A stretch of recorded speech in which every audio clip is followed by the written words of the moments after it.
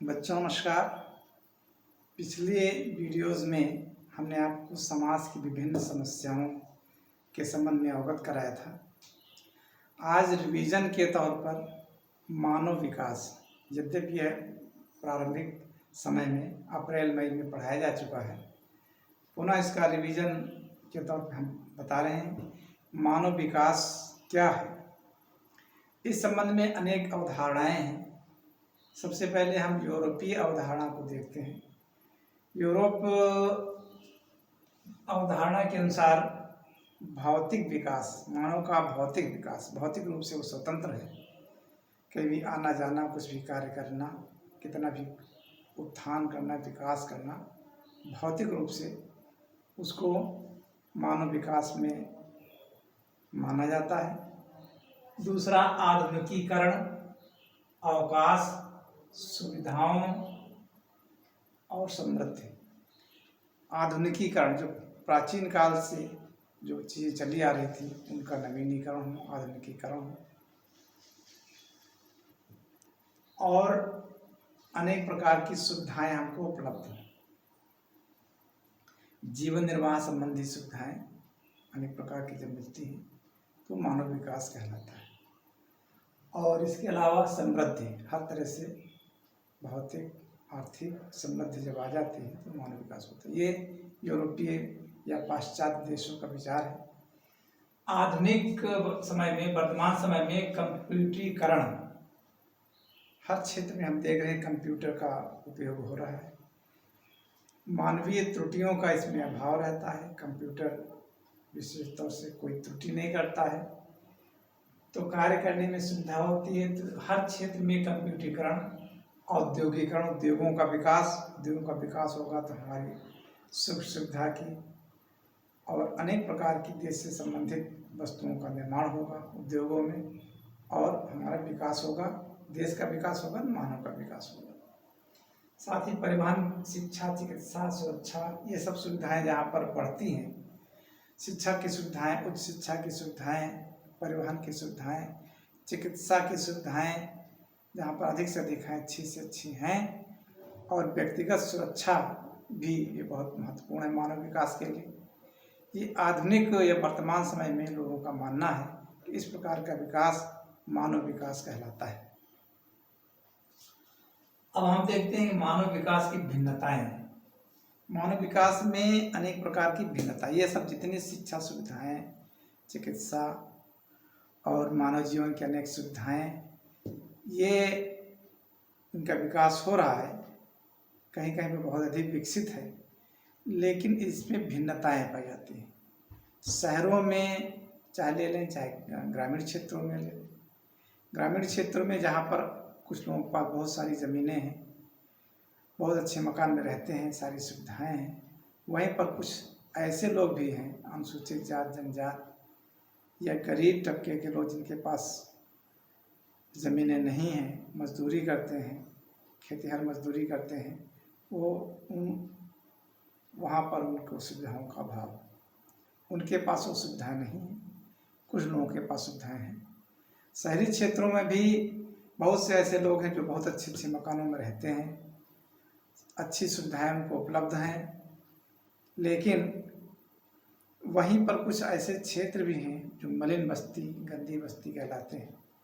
वहाँ पर किसी प्रकार की सुविधा हमको नहीं दिखाई पड़ती, न शिक्षा की सुविधा है, न आवास की सुविधा है, न स्वच्छता की सुविधा है, न पेयजल की सुविधा है। तो ये असमानताएं हमको समाज में दिखाई पड़ती हैं। तो मानव विकास में इन असमानताओं को भी दूर करना होगा। मानव विकास का तात्पर्य नहीं है कि कुछ वर्ग, कुछ व्यक्तियों के लिए तो विकास है, वो विकास संबंधी सुविधाओं का उपयोग कर रहा है, लेकिन वहीं पर कुछ ऐसे लोग हैं जो बहुत ही सुविधाओं से दबे हुए हैं, उनको सुविधाएं नहीं मिल पा रही हैं। तो ये भी हम पूर्ण रूप से इसको मानव विकास नहीं कहें। हम देखते हैं मानव विकास वास्तव में क्या है।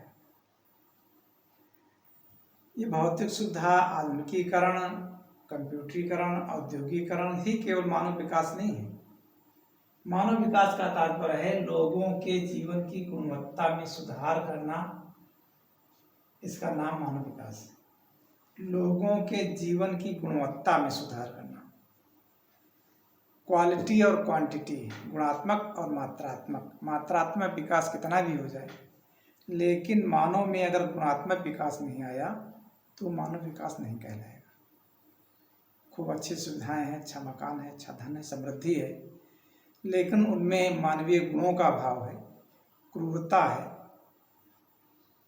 क्रोध है, अनैतिक कार्य कर रहे हैं, रिश्वतखोरी का कार्य हो रहा है, तो वो वास्तव में मानव विकास नहीं है। उन देशों का विकास अधिक होता है जहाँ पर नैतिकता पनपती है, लोग नैतिक हैं, अपने देश के प्रति वफादार हैं। जैसे आप जापान को ले लीजिए।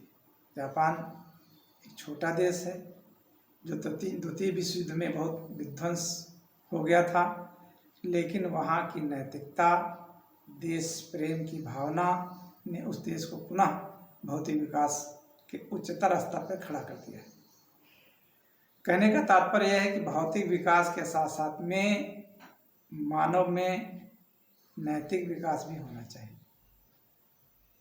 देश के प्रति स्नेह का भाव होना चाहिए। हमारे देश का विकास होगा तभी हमारा विकास होगा, और उसके लिए हमें अनेक जो दुर्गुण समाज में व्याप्त हैं, रिश्वतखोरी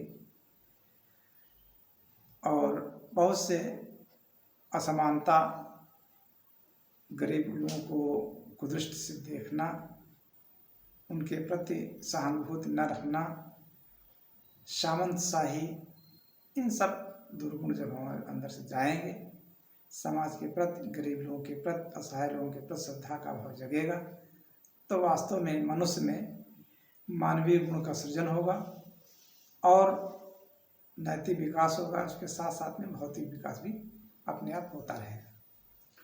तो इस प्रकार से मानव विकास में चार बातें मुख्य रूप से हैं। पहला तो आर्थिक उन्नति होनी चाहिए। आर्थिक उन्नति में औद्योगिकरण होता है, धन संपदा बढ़ती है, सुख सुविधाओं का विकास होता है, लोगों के मकान अच्छे बनते हैं, सड़कें अच्छी बनती हैं, बिजली की सुविधाएं हैं, चिकित्सा की सुविधाएं हैं, शिक्षा की सुविधाएं हैं। इससे लोगों में धनार्जन की क्षमता बढ़ती है और आर्थिक विकास होता है। दूसरा सामाजिक विकास। हम केवल अपनी उन्नति न करें, समाज को भी देखें, अपनी दृष्टि में रखें। समाज में जो पिछड़े वर्ग के लोग हैं, जो आर्थिक दृष्टि से पिछड़े हैं, उनका भी विकास होता रहे, अपने धन से कटौती करके, और उनके विकास में भी हम आगे आएं, तो साथ साथ में समाज का विकास होगा। सांस्कृतिक विकास। हमारा सांस्कृतिक विकास भी होना चाहिए। हमारी परंपराएं, हमारी देश की धरोहर, इनके प्रति हमारी श्रद्धा का भाव हो, तो हमारा सांस्कृतिक विकास हो। फिर अगला है जन कल्याण की भावना। प्रत्येक लोग में जन कल्याण की ओर स्वार्थपरता नहीं होनी चाहिए कि केवल हमारा विकास हो, हमारे परिवार की विकास हो। आजकल देखा जाता है कि अगर कोई व्यक्ति उत्थान कर गया तो अपने परिवार का ही उत्थान चाहता है, और अन्य समाज के लोग, जो पिछड़े वर्ग के लोग हैं, आर्थिक दृष्टि से पिछड़े हैं, उनके उत्थान की ओर कोई चिंता नहीं करता है। तो मानव विकास में सबका विकास साथ साथ में निहित है, चाहे वो पिछड़े वर्ग का हो, दलित हो, आर्थिक दृष्टि से वो पिछड़ा हो, किसी भी जात का हो, उसका उत्थान की दृष्टि सरकार में भी होनी चाहिए, और व्यक्तिगत सभी लोगों में होना चाहिए कि सबके प्रति श्रद्धा का भाव हो, सबके विकास की भावना हो, तो वास्तव में ये मानव विकास कहलाएगा। आज के दिवस पर बस इतना ही। आगे मानव विकास से संबंधित अन्य तथ्यों की जानकारी आपको दी जाएगी। धन्यवाद।